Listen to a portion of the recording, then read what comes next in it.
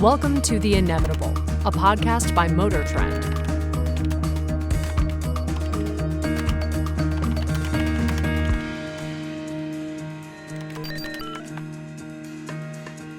Hi there, and welcome to The Inevitable. This is the MotorTrend podcast, the video podcast, where we talk about the future of the automobile. Where are we going, and how are we going to get there? Before we get going, though, this guy, Ed Lowe, has got a message for you. I'm Ed Lowe from MotorTrend, and I'm excited to tell you that MotorTrend's Software-Defined Vehicle Innovator Awards is back for its 4th year. Nominating is very simple. Just go to motortrend.com/SDV survey and complete the form. Join us in honoring the trailblazers redefining what's possible. Nominations are now open for the 2026 SDV Innovator Awards. Today's topic, IAA Munich. Yeah. It is a car show that happens in Germany.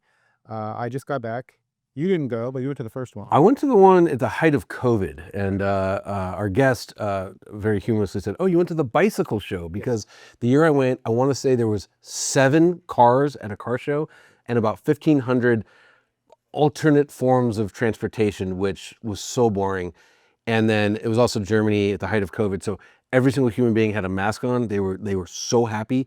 And it was I haven't even thought about going back.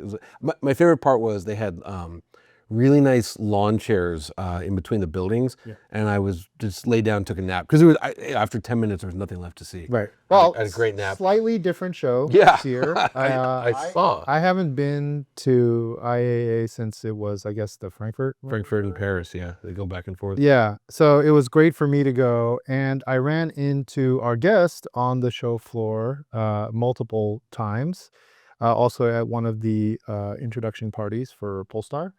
So let's bring him on. We're going to chat real quick with Kyle Connor about his experience at IAA Munich, and then we'll go to a special segment that Frank Markus, MotorTrend's technical editor, and I, that we recorded on the show floor at Munich after we talked to Kyle.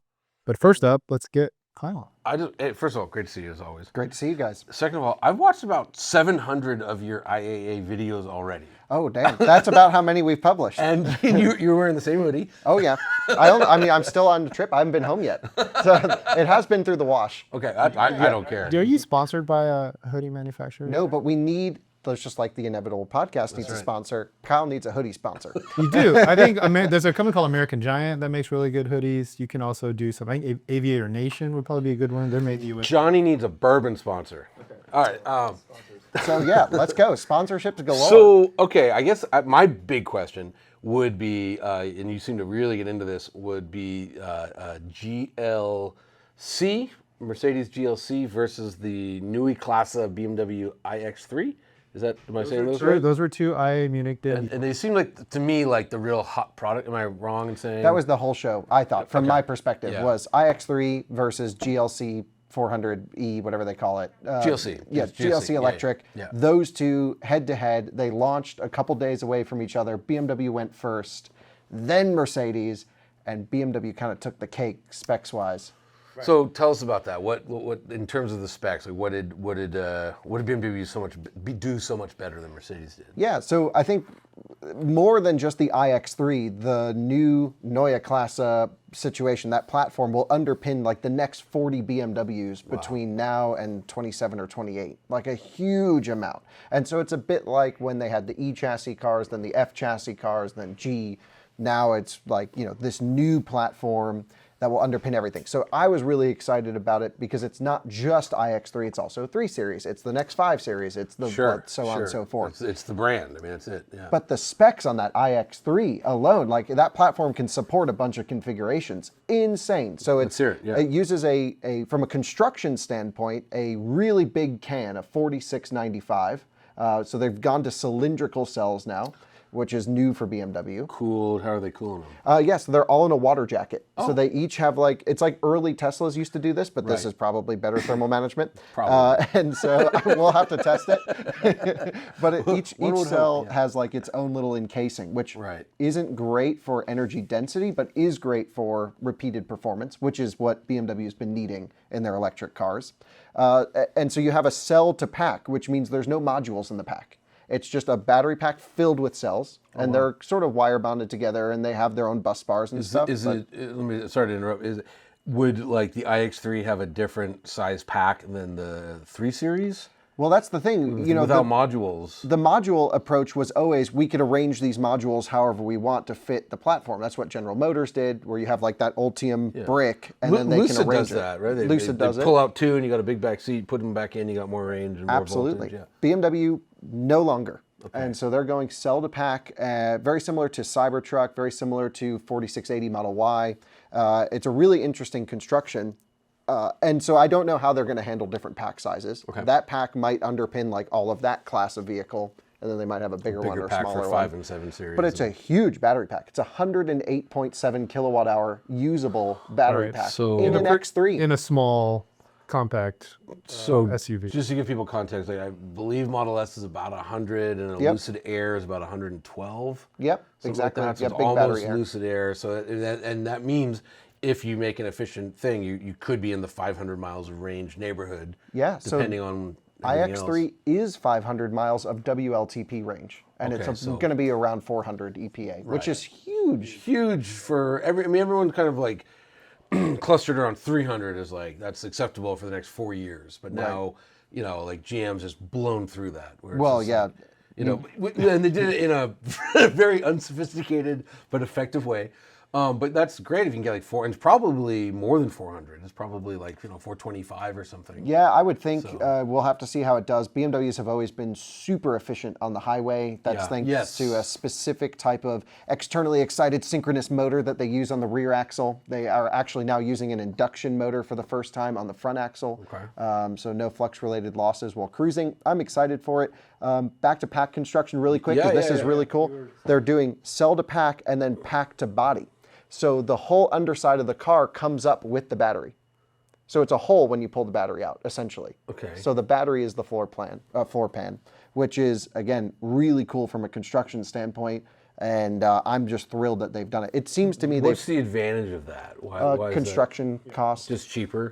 Are they going to be, is it the idea that they're going to also mount the seats, the floor, and everything goes in? This is Tesla's model for construction, right? So they're essentially copying that whole setup. That's my understanding. Is on the production line, I'm pretty sure you can build up the battery pack with the interior needed, and it all just slides in. Okay, and then any other stats that stand out about the Neue Klasse? Yeah, I mean, the electrical architecture is all new. It's similar to, like we discussed, I think, previously, the Gen 1 versus Gen 2 Rivian back in the day. Right. This is using a zonal architecture. Okay. So they've gone from domain controller to zonal controller. They now have 4 main ECUs for the Neue Klasse. Oh. One of them is called the Heart of Joy. It handles all driving topics. Sorry. That's such a German name. Sounds better in German, yes. But this will handle, like, take driver assistance input, ADAS stuff, take human desirability, what the vehicle's doing, and then spit out through AI what the output of the vehicle should be. And I have no idea how it's going to work, but knowing BMW, I hope they tuned it well. To me, it just feels like BMW skipped a whole generation. Yeah, yeah. Are they now, would you say they're now leading or now competitive? I think they're leading all German automakers right now, which they were trailing for the longest time. I mean, where does that put them on globally, though? Do you think that they're now in direct competition with the Chinese and Tesla, or still behind? I think they're directly in competition with them. The worry that I have is they've developed this entire new architecture, and it's coming out now as maybe being matching or slightly ahead, but BMW architectures last 7, 10, 12 years. Do they have the headroom in that platform to keep up with the innovation? Like, it's great that it charges at 400 kilowatts. That's awesome. But Chinese cars are going way faster than that, for example.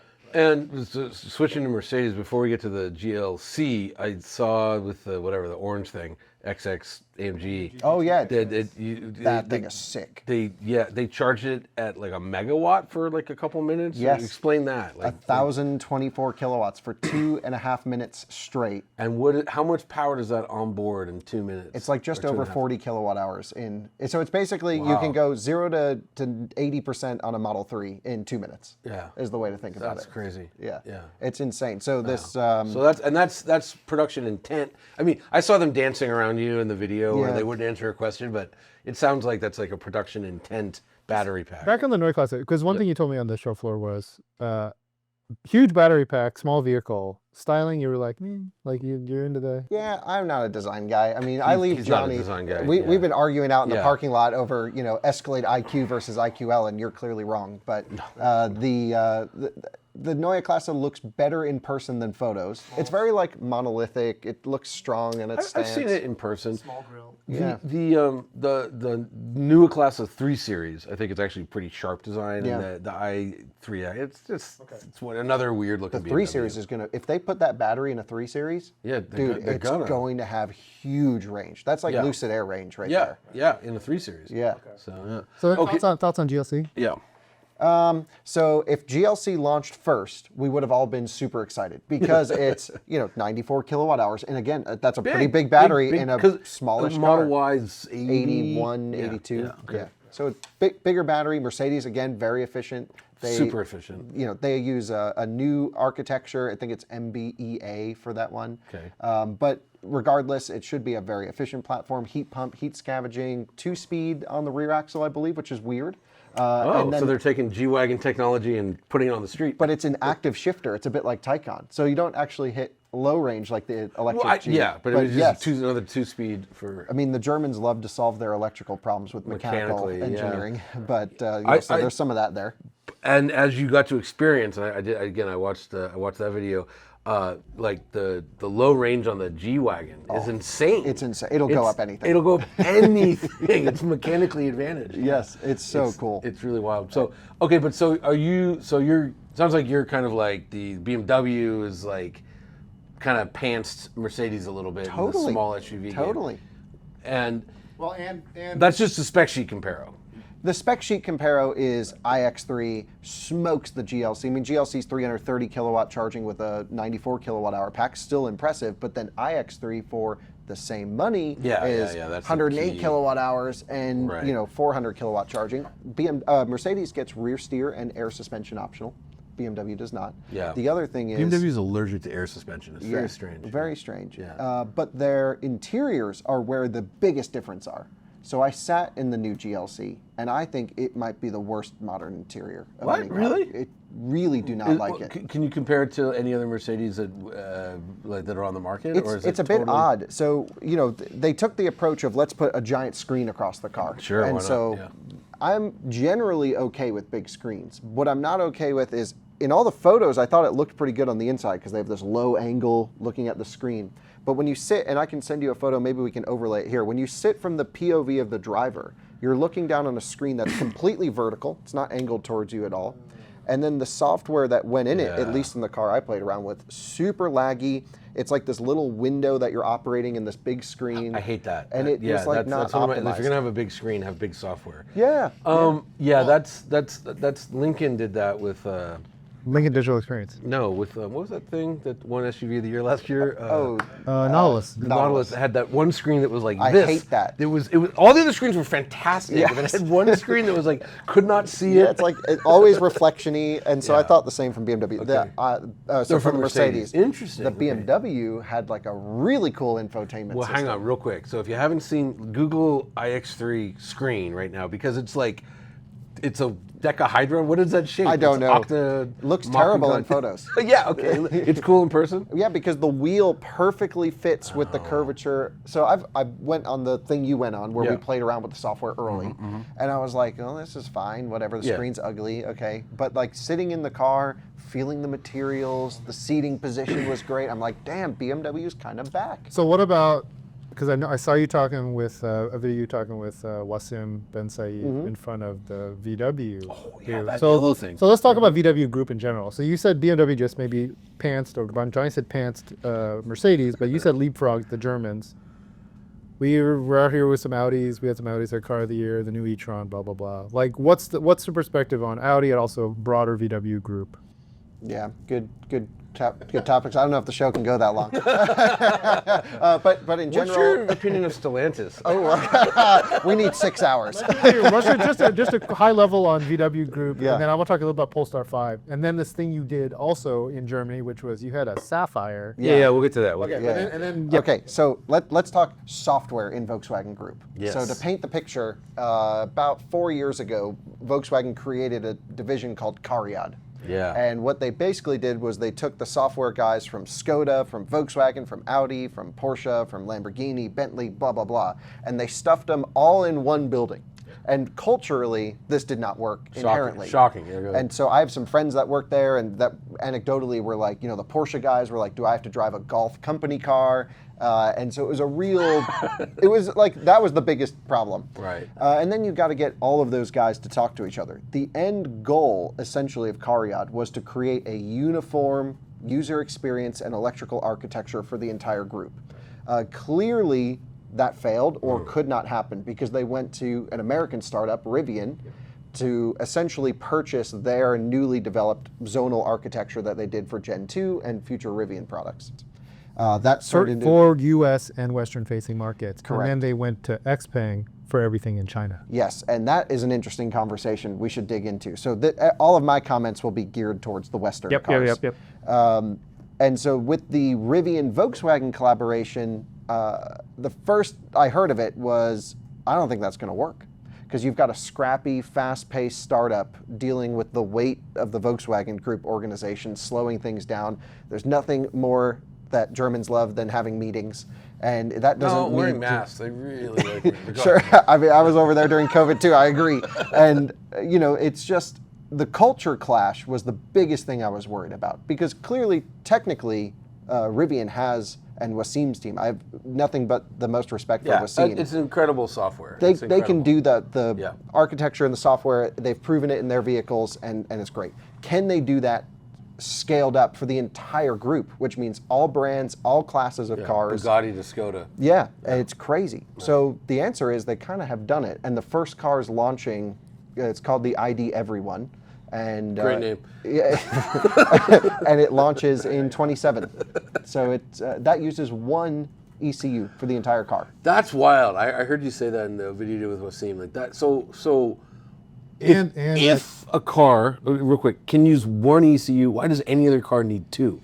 I've asked this question before of some of these experts, and some of it is it's a good idea to have a lot of it centralized. There are certain things you would want to have at the corners of the car, and you don't have to run a cable back and forth to. So a certain sense. So wiring length is one big one. Then you can run like a high-speed The Ethernet. ID Everyone is like Polo size. It's a small. It's single car. motor. It doesn't need torque vectoring. It doesn't need right. air suspension control. So there's just a lot less going on with that car. But Gorgeous car. Cool looking car, isn't it? Great look, really. I mean, that I was looking at that. I'm like, why? What BMW should have been doing?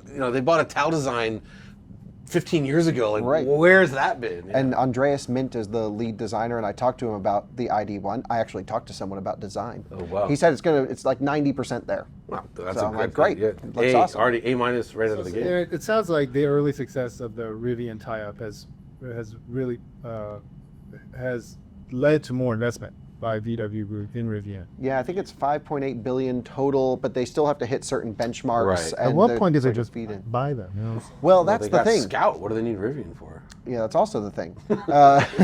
I think the original partnership between Volkswagen and Rivian intention was just on the hardware. It sounds like they're becoming a little bit more closely. They're doing sourcing together now. Oh well, that's what Rivian wanted out of Yeah. the deal was like instead of paying $100 for a chip, they'll pay the Volkswagen price, which is $7. Sure. Scale. Okay. But we're hanging real quick. Polestar 5. Oh, okay. Yeah. What'd you think? You were at the party. You did the sheet drop. Cool party. I mean, so like the whole theme, great alcohol. Wow. The theme of Polestar has been trying to push up market, which I don't think actually works. They're charging Porsche prices for cars that don't warrant that much cost, I think. I've been saying that since the 2 dropped. Like, Yeah. The 1 was neat. Yeah. 2 is like we're a luxury performance brand, and by the way, this car doesn't have luxury or performance, and it looks weird. Yeah, so I mean, I love the one. I own a one. It's one of my favorite one's cars. great. But it's a weird thing, a which is weird- cool. yeah. The Polestar brand in general, you know, the whole theme of the party was like anti-everyone else. So you walk up the staircase and it's like no hybrids, no Dieselgate, no blah, blah, blah. And so they're like pushing it back against the whole industry. Meanwhile, they're part of Geely Group. That's I was going to say, do they have range extended vehicles? Or and- there are human rights abuses? they got other issues, but they're just ignoring that. Right, It feels very Chinese. We're like, this one's doing this. But if you say no Dieselgate, it's like, well, hang on. Yeah, they had quotes from every like automaker CEO that was like, we are going back into combustion cars. You'll have a choice by 2030, walking back all their EV. Right.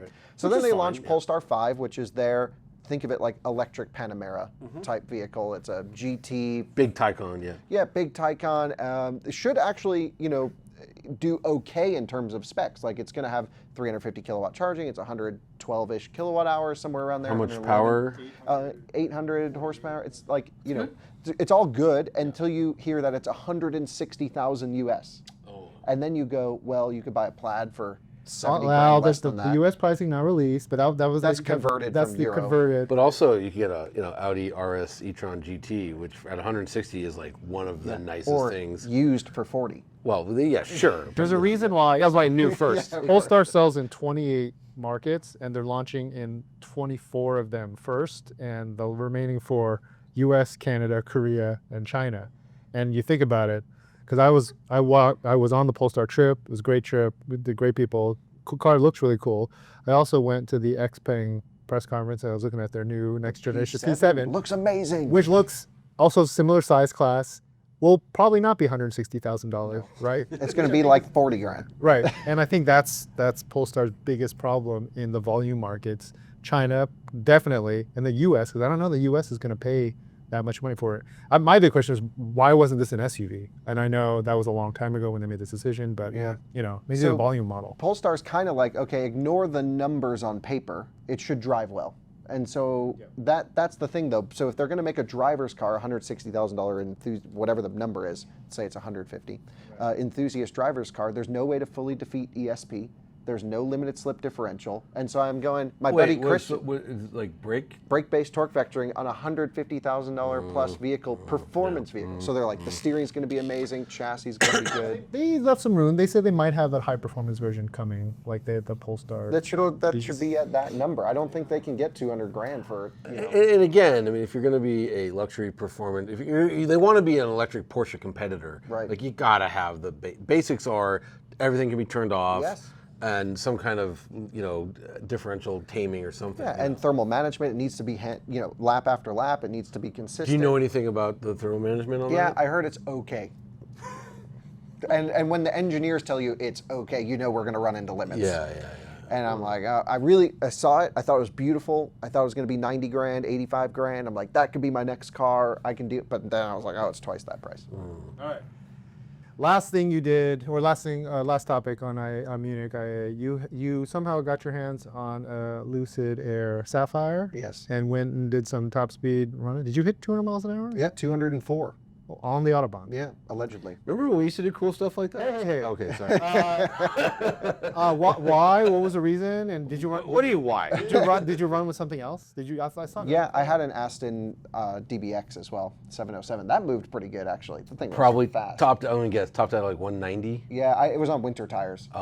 So I did like 180. But I was you just- shouldn't do that on winter yeah. tires. Well, winter tires are good to like 275 kmh, which was like $175. So you're right there. You're right. I didn't check the rating intentionally, so I You know played what? ignorance. Tires have a lot of bandwidth. Yeah, There's a I lot figured, there. if I did one run, they wouldn't have been overheated. We should be no. okay. Yeah. Check the pressures.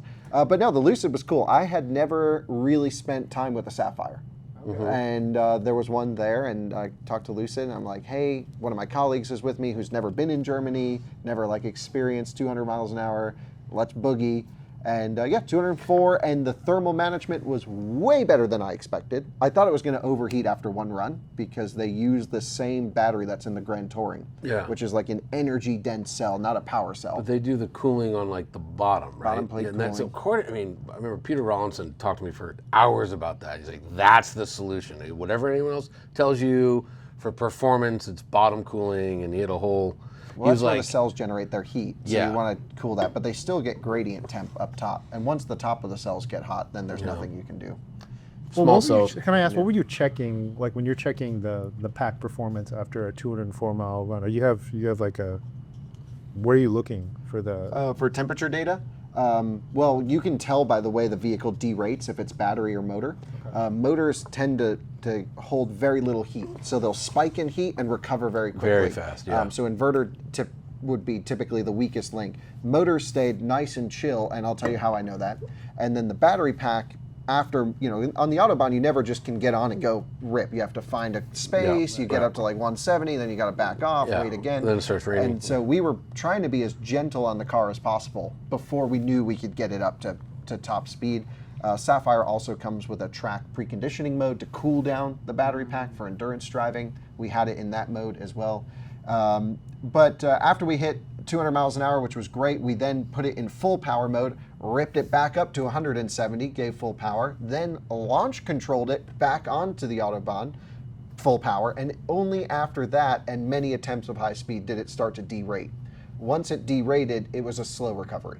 It recovered, but it was slow. This is the pack cooling down. It was slow. So my buddy pulled the logs off the car who works for Lucid. He's like, motors were cold the whole time. Yeah. Battery's what got hot. I'm like, yeah, that's exactly what we experienced. And then when you going from 170 to 204, did it take a while, or was that like pretty much like? Vroom? So if we had it in full power mode, which we did later on, it rips right up there. It's insane. So it's so powerful. Yeah, we had it in the standard key up setting because we wanted to, in case we couldn't hit. Yeah. We were trying to limit the max output of the motors to keep the battery cool. Was 204 max? No, I heard 205 is max. But did you have to get out of it because, or was it air? Oh, it was traffic. Okay. Yeah. But also the 204 was off the speedometer, not Yeah, off GPS. so it's probably like 200 GPS. There's always a bit of sway. It can go. It depends. Sometimes it goes over, under. You know. Lucids are at least at 70 miles an hour. I think we go 71 GPS. 71 indicated goes 70 GPS. So it's pretty close, but there is some sway. And so, yeah, kids, if you're ever trying to go 200 miles an hour, you want more horsepower. Like I did it in a Bentley Continental. Yeah. And I forget how much it made, 6 something.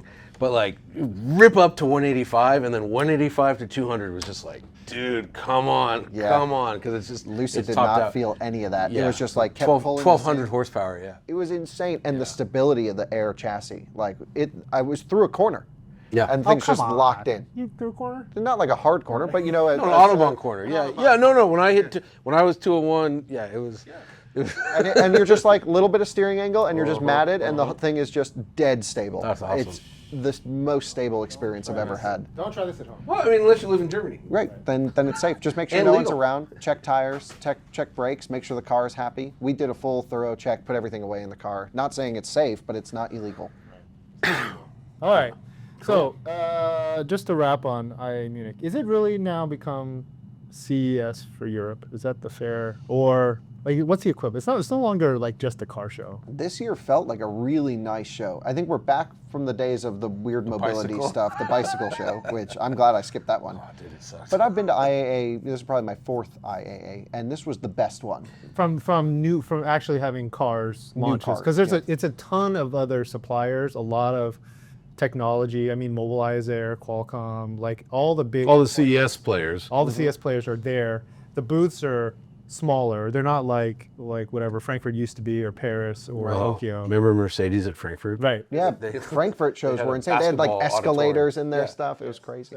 Okay. I was going to ask, did they do the thing where there was tons of off-site stuff, or was everything still kind of in the? Yeah, oh yeah. Man, that, You had to No, go but that- downtown to get to other stuff. So that was cool. Like a lot of it is open to the public, and Yeah. you could see, like, you go and look at cars and all that other stuff. But yeah. we're going to transition now. Yes, sir. And we thank Kyle for coming on for this special guest here, because we're at the MotorTrend's SUV of the Year program. We're actually at Hyundai Proving Grounds here, recording in one of their conference rooms. So thanks. Shout out Hyundai. We're going to go to a clip that I recorded with Frank Markus, MotorTrend's technical editor, from the halls of IAA Munich. Actually, we were right outside Qualcomm's booth in a steel case little privacy pod that we had hijacked for about 30 minutes for a chat on something Kyle talked about, which was sort of a zonal architecture in vehicles and basically what's happening in software-defined vehicles, especially as AI is now like the hot topic. So let's go to Frank and I at IAA Munich. We are coming to you live and direct from Munich, Germany. We're at IAA Munich 2025, which is a big show devoted to mobility, devoted to automotive, the industry, OEMs, suppliers. I went with an OEM, our colleague Elisa went with a different OEM. You, however, were invited due to our coverage of all things automotive tech, SDVs, etc. So that's what we're going to talk about. Right. I've been a frequent guest of theirs at CES. I used the right forks and said the right things, so they invited me again. Right. So big deal because quite expensive to get all the way here from the US. But this is a very interesting show. I haven't been here in a long time. I actually was trying to figure out the last. What do they used to call the show? Is Frankfurt? It was the Frankfurt Motor Show. Frankfurt It Motor was always the IAA, but we always called it the Frankfurt Motor Show. And then for a while, didn't it switch? It switched back and forth. I think this is maybe the third year, second or third year here. Okay. So I was telling my wife that I'm going to basically the CES of Europe, which is what IAA has become, which is perfect because, as you all know, we're really into covering the future of automobiles, the future of mobility. So let's dive in. Obviously, for our listeners who are interested in cars, there were a couple of really big debuts here, all of which you can go to motortrend.com and check it out. I think the two stars of the show were the Mercedes-Benz GLC and the BMW iX3. We saw those make their stunning debuts. Actually, we went to events prior to their debuts here, so we got the down and dirty. Yes, I drove it in southern France at their proving ground some months ago. Drove what? Drove which one? The iX3. Okay. Yes. And I mean, it's a stunning car. But it's also kind of a groundbreaker in some other ways, especially in the software-defined vehicle space. And we're learning more about that at this show, where Qualcomm has made it public that they have been a development partner, co-developing all of the ADAS and infotainment and so forth systems with BMW. okay. So that's great. That's a great lead in. So there were several other OEM launches. Not a lot here other than those two vehicles we mentioned, the GLC and iX3 from a US market perspective. Several Chinese manufacturers. I attended like all the Chinese press European introductions of Chinese cars. Yeah. Yeah, so I went to Ito, I went to Xpeng, and I checked out BYD, and they all kind of. I didn't do Leap, but Leap is here. There's a couple others, and they all kind of said the same thing. Hey, we're coming to the European market with these vehicles that you've all seen and been super impressed with in the home market. So that was kind of the shtick, and they gave their old business update. So overall, been a great show, super interesting, lots to learn.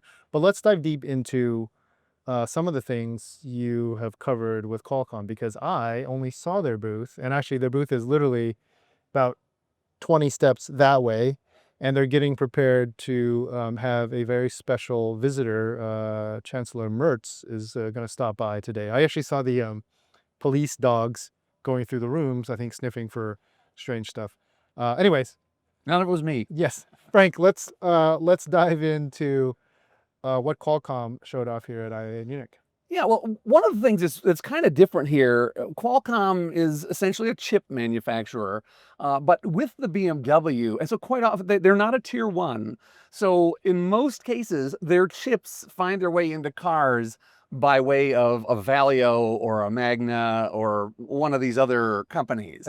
Yeah, another supplier. Right, but BMW, because they're a full line manufacturer and they've got a lot of experience in ADAS tuning and infotainment tuning and all that, they felt comfortable doing that development directly with Qualcomm. So this is a kind of an unusual situation the way it worked out, and it's especially interesting because a lot of those systems, the future of driver assistance systems, is machine learning, and it's not rules. We don't, when you come to this kind of intersection, you do this, that, and the other. It's learning from doing and whatever. So it's millions of miles of testing, data going up to the Amazon Web Services, cloud, right.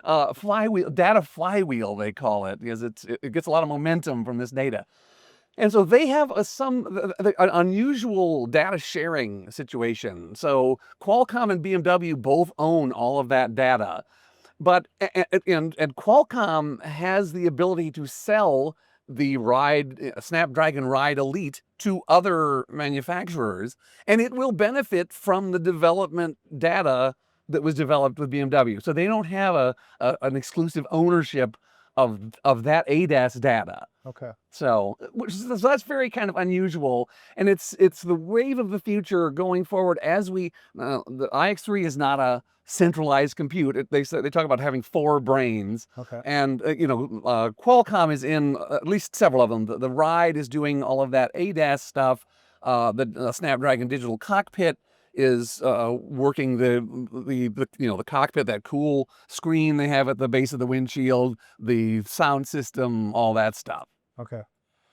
So that seems like, for the casual listener, that's like, oh my God, what are you talking about?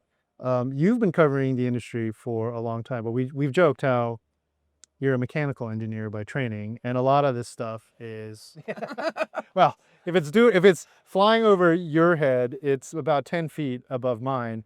So, for the layperson, and I feel like we're going to be talking to multiple different levels here. At one end, hopefully it's a bunch of automotive, auto curious consumers who are super into the current state of the automobile and where it's going. But also I think we're starting to attract another audience of more technical people, hopefully within the industry. How do you talk to that first layer? Like, what's the best way? Because you just talked about, they're not central compute. They have 4, systems. And this is something we've been trying to talk about, like domains and right. And that's a huge step forward from, the anti-lock brakes had their own little brain, and the parking sensors had their own little brain, and the power windows had their own little brain. Everything, there was a zillion brains in the car. And the more you get those centralized, but more critically, and the BMW message here at IAA is, we developed all of this ourselves with help from Qualcomm and some others, but all of the things you feel when you drive that BMW are BMW. It's no supplier designed the way the ABS works. No supplier designed the way the stability control controls you in a corner. BMW did that. And for where the rubber meets the road, there are some interesting things. I've done a story on how a lot of their driver assist systems are vastly less annoying, right? I mean, so many ADAS systems, we've paid for this stuff like automatic parking. Do you ever parallel park with those things? Never. Right. Because it seems to take too long. If I pull up, now I've got to go in the screen and I've got to do some things, and someone behind me is honking, and I never do it. I'm a good driver. I can do that. Their system, since it always knows, all the sensors are always looking. It always knows when you slow down and you're going kind of slow, it'll say, do you want to park? Do you want to park in that one that's right behind there? You just say yes, and boom, it just goes right in there. Probably faster than I would do it myself, because it already knows where everything is. It doesn't have to turn its head and look over its shoulder. It just goes right back in there. So it's stuff like that. It's things like, okay, I think we can make a lane change over there. Are you okay with that? All you have to do is look at the mirror. When it sees that you've looked at the mirror, it says, okay, we're going. I know it's clear. I don't want to do it until you say, you're happy with it. Okay, let's go. Things like that just make it so much more user-friendly. Symbiotic is the word they use. Right. And actually, this brings to mind a story you did recently with on some robotaxi evaluation that we did. And I think the key line that we compared 2 systems. Candidly, one was Tesla, the other was Waymo's. And I think you and our colleague in the cars, you noticed that the cars are actually surprisingly aggressive, particularly in the vehicle, the Waymo, that had LiDAR plus camera, because, and this was a unique insight from the story, unlike a human, we got 2 eyes, but they're on our always head, facing in one direction. always facing one direction. And if you need to check a mirror, check another mirror, maybe if you're a good driver, look over your shoulder before you make a lane change. You know what doesn't have to do that? the autonomous vehicle, because it's got a spinning array that's has a point cloud for several, like 100 meters, right, going all around. So there's none of this half a second, second and a half delay of checking whether it's safe to go. If it's clear to go, you can go. Yeah, it whips out of parking lots, kind of, startlingly fast. And this is kind of the future that we're all looking at as we get more and more of these software-defined vehicle systems in the car, but also more tailored to what we actually want. Right. And another thing on that one, we've all felt like that the Tesla seemed to accelerate and brake more smoothly and more like a human. And that's another thing that you get when you have all this really good large language model learning and all this, redundant data on the flywheel in the cloud or whatever. You get all those little cases, and the car is never. It's a lot less jerky. Right. Now, oddly enough, the Waymo seemed to be a little jerkier, but there's probably other things involved. They probably just didn't program it to try and do that. Right. It's all a matter of priorities and whatever. Right. So back to this, the iX3, and with Qualcomm on board. You mentioned the head-up display, which I went to BMW's reveal of that which was at CES, and it was this big dark room. They have this whole theater shtick. How did you sort of explore with Qualcomm what their involvement is in the HUD? Not a ton, because really all of that is, BMW decides what they want that user interface to be like and whatever. They just power that. They make it all possible, and they give you the compute power to be able to, move a million different things up there and tailor it the way you want it. Right. And that's part of, again, back to the layperson that's listening. When we talk about software-defined vehicles, fundamentally we're talking about how, and I've heard this analogy a lot, and actually on this trip somebody said it's not a great analogy to say the smartphone on wheels, but it's the easiest thing to understand. Like, the cars are becoming a lot more like your mobile phones. You get over-the-air updates, you can add apps to them, and all this functionality based on the sensors that is equipped in the hardware. When we talk about HUD, when we talk about Qualcomm powering systems like the head-up display, some of the other things you were mentioning, that's one domain of digital cockpit. Right. And we were talking to the larger editorial group about this. There's some elements now that we're coming into, which we've been promised for a long time, into digital cockpit, augmented reality. Yeah. Like AR, right? Which is, I just experienced in another German manufacturer, an Audi. We've had HUDs for what, I think Corvette, what's the first one? C4? Was it C4? Maybe. It's like cheese ball, like blue light shining up onto your windshield. But now I was actually surprised to find in these newer vehicles, they're getting a lot better, a little bit more useful. Things like showing you what the coming speed limit in what zone you're entering into, so you can slow down and not get a ticket, but in a very elegant kind of way. Like, the Audi system will put, like, if you're in a 35 mile an hour zone, it'll have a little white sign that says 35. But when you head to a 30 or a 25 zone, you will see it pop up sort of offset and behind the 30 mile an hour sign. And then as you approach the 25 or the lower limit, it comes forward, and then it replaces it. And it's quite right. And it's really useful on those places where there's, a couple of optional turns, and it puts the little arrows directly on the one that you want, superimpose on exactly the one you want. That lane to be in. And it shows you the buildings sometimes that are right there, some kind of landmarks and whatever. It's really useful, because a lot of times regular navigation, I'm like, which of these is it? I don't know. Right. And that makes it clear. My wife has we argue. I'm a big Waze user. She likes Google Maps. But one of the things I think Waze is better at is telling you which exact lane to be in when you're going to make a turn. But that's eyes on the infotainment system. Right. The AR in the augmented reality and the head-up display literally put it on the dashboard, which is super useful. And again, all of this requires a lot of computing power. Right. It requires massive amounts of data, and then a lot of fine-tuning from very clever UX engineers to make sure it actually works well and not super annoying. And some of that, the job of those people is made a little easier by the Qualcomms of the world, which when they design this digital cockpit Snapdragon package or whatever, it can come with Bose Centerpoint loaded on there. What is that? Bose Centerpoint is a branded audio right. DSP situation. Digital signal processor. Digital signal processor. You don't have to use it, but if you decide to use it, it's a lot easier. If you don't do that, it comes with a thing, I had to look it up, Audio Weaver. Quite often that's built in, which just makes programming a DSP simpler. It's like a toolkit that's already in there, and now you just use the graphic interface of the computer, and you don't do it from scratch. But I'm missing something. What is the Bose Centerpoint? What does that mean? Is that for the audio? Like it's one of, if you've got a branded audio system, that is their latest one. And although the forthcoming one is Dolby Atmos, Right. Bose with Dolby Atmos, they're working on that in the next generation of these things. So they somehow build that into the chip, so it's easier for a manufacturer to turn it on or program the speakers that they have and the amplifiers that they have based on what's already in the silicon. Okay. So what else did you see with Qualcomm?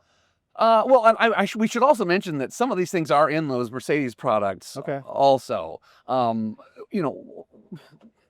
of the things I really like too, that I found on the BMW, and which I think we'll probably see in these other cars, I hate nothing more than I've just started driving, and maybe I've had to look around and I've strayed a little bit, and it says, "Are you ready for a coffee break?" or whatever.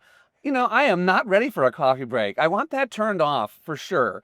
And a lot of that is because it's not paying attention as well. But these systems, and I use a thing called Toby, I guess is a driver monitoring software system they build in that uses these driver monitoring cameras. Quite often they're in the rearview mirror or whatever. That's another set, a hardware set that's in there. But the software or the chip, integration looks for that, and it tracks your eye focus. What are you looking at? Because you know what? If I'm looking at the rearview mirror because there's an ambulance coming up behind me, that is not distraction. Right. Or it's not bad distraction. That's useful, helpful distraction. If I'm looking at the mirror because a lane-splitting motorcycle is coming along, that is also not bad. And it will allow you, that BMW won't tell you to put your eyes back on the road if you're looking at something, a high-value target, if we will. Right. Okay.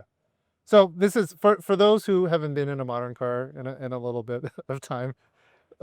Frank is talking about, I think Mercedes pioneered it first, which was they had some crazy German name for it, attention something awareness thing.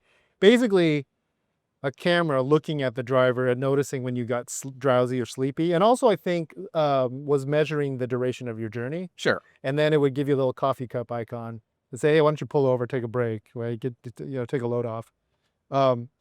These are now everywhere in modern vehicles because of the advanced ADAS, the advanced driver assistance systems, the adaptive cruise control. We're getting into things like Super Cruise and Blue Cruise, where you can be hands off the wheel, but they still want your attention on the road ahead. So there's a camera. I just saw it in the Polestar. There's a camera on the A-pillar, but Ford puts it just off the corner of the giant multi-information display. I think that's where most manufacturers have it. Occasionally, I think like Subaru eyesight might be a little bit higher in the rear view mirror array, but it's always looking at your face. It's always looking at your eyes. It's always figuring out that you're not looking at your phone, that you didn't close your eyes and go to sleep.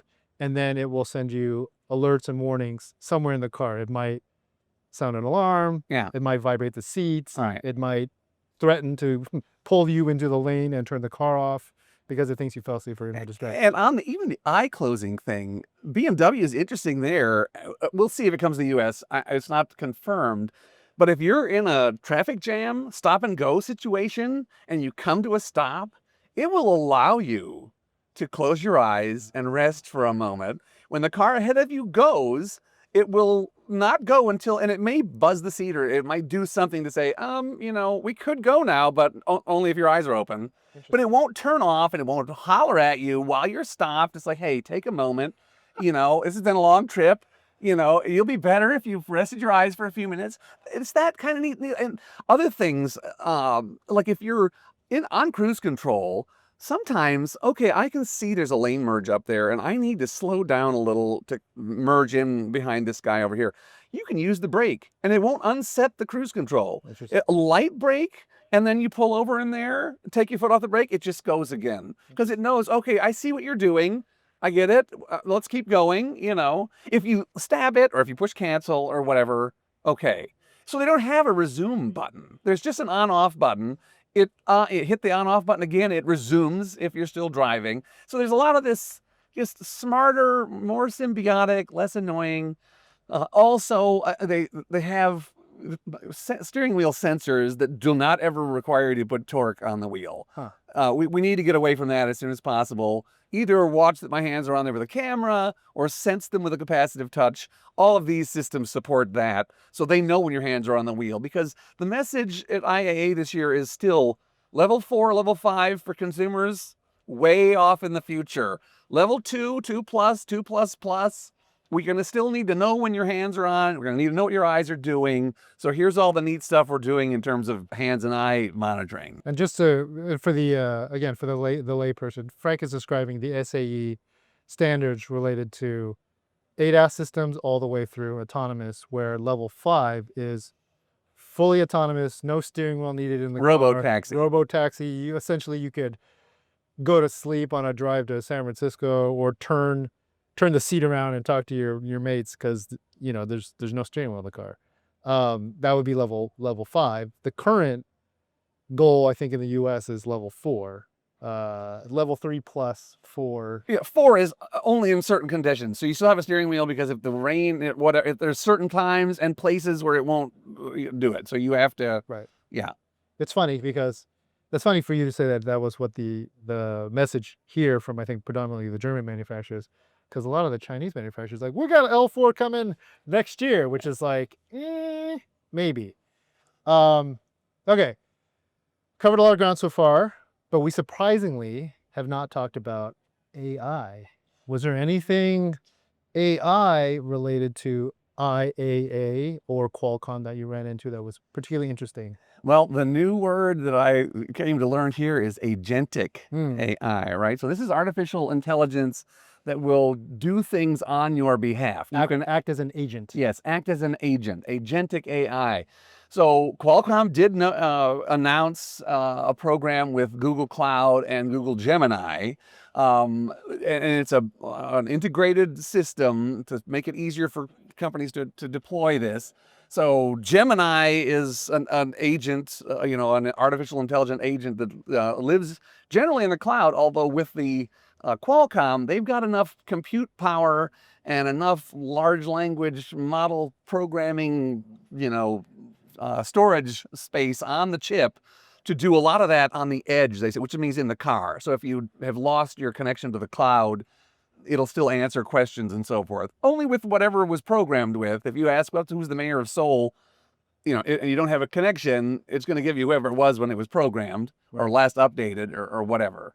So yes, that is an interesting. Mercedes introduced that on the Google booth, but their system was not done with Qualcomm. It uses the Qualcomm chip, so it's entirely in the cloud. Right. But that one, they did some demos where, instead of saying, can you recommend a restaurant near such and such, where it will go and just do a Yelp look, for who's around there, you can ask it more, in-depth questions like, I'm looking for a high-end restaurant to take a client, and one client is vegan and another is an enophile wine snob.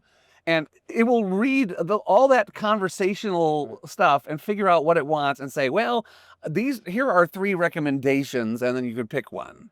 You could ask it, and this is where it'll really be handy for people, with modern cars. A light might come up on your dash, like the turtle light, on an EV that's getting low on power. Right. And you could just say, hey, Mercedes, what's that turtle light on my dash?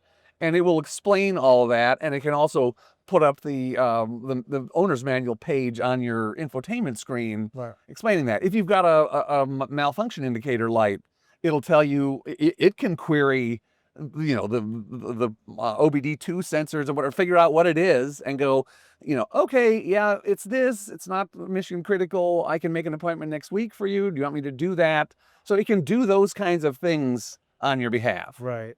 So this is agentic. This is sort of the current state of agentic AI. And just again, if you're sort of new to AI, right? The one that everybody knows, is the previous hot news in AI, which was generative AI, right? Generative AI is like Mid-Journey. It was the original ChatGPT. It was like, hey, write an email for me. I'm tired of or do a drawing. If you're in Mid-Journey, like you explain a scenario, draw a picture of me and Frank in a booth in Germany recording a podcast, and it would spit out sort of a clunky image. The next level of AI has been agentic, which is take the ability to look up and generate stuff and respond to your queries, but then act as a virtual agent for you, which is what like these assistants that are coming to cars can do. And then the next level after this appears to be, I've heard it explained a bunch of different ways. The most recent term I heard is embodied AI, which is basically robots. So you're putting the agent, which is either on your phone or in your car or on a computer on your desk. Now you're putting it into a robot walking around, which everybody has. A lot of the Chinese guys are showing off these really wicked robots. So is Tesla. But agentic is the sort of the hot button phrase right now within automotive, because the AI, I guess the power of AI has been developing so rapidly, and a lot of it now is sort of filtering into the vehicles. Have you, though, personally been impressed with any AI assistants in the cars? Because I've had very, very mixed results. Well, sort of they want to make cars your friend, right? And so my China trip, driving around in that Neo ET9, with they've got a little round screen on the top that turns and looks at you and blinks its eyes and blushes and strums a guitar to the music and all this stuff. Those things are very endearing. Right. I mean, it's half exciting, half depressing, that I'm afraid there's like a generation here that has grown up on a phone and has not interacted with people and is going to be more comfortable interacting with these avatars. And the iX3 actually has one of those too. I think it's just built into the screen, but it looks at whoever's talking and it blinks also. And so it's trying to do some of that too. Does it have a name? I'm not sure. Yeah. Okay. Maybe you can name it. It's the same. I played around with the Neo system. It's pretty clever. I think some of the example you gave about asking for a restaurant recommendation and providing more depth. I think some of the hardest challenges with some of these AI assistants doing that is actually the general one. And you go the other way. You say like, "Hey Mercedes," or "Hey Audi, I'm hungry." And then it starts listing, and then you can have a conversation and say, "Okay, what do you want?" No Mexican food. I'm feeling kind of like a hamburger, and then I can list them off, and then you can pick one. But we're a long ways from the current sort of mass market vehicles having that level of ability, or capability. It seems to be coming out with a lot of the luxury manufacturers first, no doubt because it requires a lot of computing power, but also software designers, UX designers to make sure that stuff works, because it's been very spotty. Right. And we've all heard that AI involves these server farms that require all this power and so forth. So even in the car, it takes a lot of computing power, and of course a lot of these that we're talking about are EVs, so they've got a lot of onboard power, and a lot of that happens in the cloud. So we're offshoring that power consumption. But yes, it is not dirt cheap for affordable little light cars. Right. Anything else in the AI realm that caught your eye here, or is it mostly agentic? No, that's been the biggie. And it's multiple. I'm going to talk to a competitor later today that's got a whole different system that uses the Microsoft world. So Azure for the cloud instead of Google Cloud. Gotcha. Yeah, the cloud piece is something that we're very curious to explore, because I think it's something that most consumers don't realize is if you're at all connected, not just to your car, but with your mobile phone, if you're buying things on Amazon, if you're going to any retail spot, if you're using common apps like Apple Maps or Google Maps, or even things like Yelp, like you're sending vast amounts of data to the cloud, and it's enabling these great results that you're getting back. And to your point on edge compute, right? If you think about, I mean, we might think of it's just the stuff I am consciously doing in the car, like inputting a destination or looking up a restaurant or even tuning like some music or infotainment. But there's actually a thousand, I don't even know what the proper term is, megabits or whatever, not kilobytes, megabytes of information going back and forth from all the systems within these vehicles, right? From the GPS, navigation, anything related to keeping the car between the lines, cruising down the road. It's just constantly going back and forth. And this is part of the edge computing that you were talking about, which again, I wanted to explain when you said it, right? Like there's so much data going back and forth, and not all data is equal, right? Like you don't need access to page 204 in the user manual that's now on 3 folders in on your infotainment system. That is not going to be necessarily in the edge. The edge is going to be sort of mission critical stuff that you want instantaneous access to. Although they did say Mayor Sol, whenever it was trained on board, I mean, you know, they did mention too, like if you're driving along and say, you can say if there's a prominent building there that's obviously a landmark, you can just ask what it is, and the car has the camera view, and it'll tell you. And they said a lot of that stuff is on the edge. It's on the car. You know, the large language, which is also photo libraries and whatever, built in. I just can't imagine how many ones and zeros are stored on that car. But that makes sense to me, because having, and this I can't remember the manufacturer that told me this, but like, you know, I just looked at this Polestar. It's got 11 cameras on the car just for the ADAS system, and then another 2 exterior, because there's no rear glass. So they have a virtual rear window, and then there's another one in the car looking at you. So there's so many cameras, right? And the cameras are all outward facing. So in the future, you could travel to a new place. Like here, I'm in Munich. I've been here a long time, and you could just ask the car to give you a tour. Yeah. And the car, based on the cameras, can point out, that building, that's the government building over there. This is a famous whatever used to be, like whatever famous thing that's going on. All right. That makes sense to me that you would want that information on the edge, because it's going to be anywhere you could. And that doesn't go. change. Yes, Right. exactly. Okay. Fascinating stuff. We are recording this sort of midway through your journey here at IAA Munich.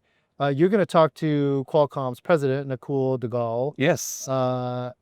And we'll have to catch up with you after that. Right. But what are you most curious to ask? Well, one of the things I want to talk to him about, you know, in Shanghai, we saw NIO and Xpeng show off chips of their own design and manufacture. Okay. And so I have been curious about, you know, is that a trend? Are we, you know, was that just based on, there's a chip shortage and whatever, you know, is that going to kick in, you know?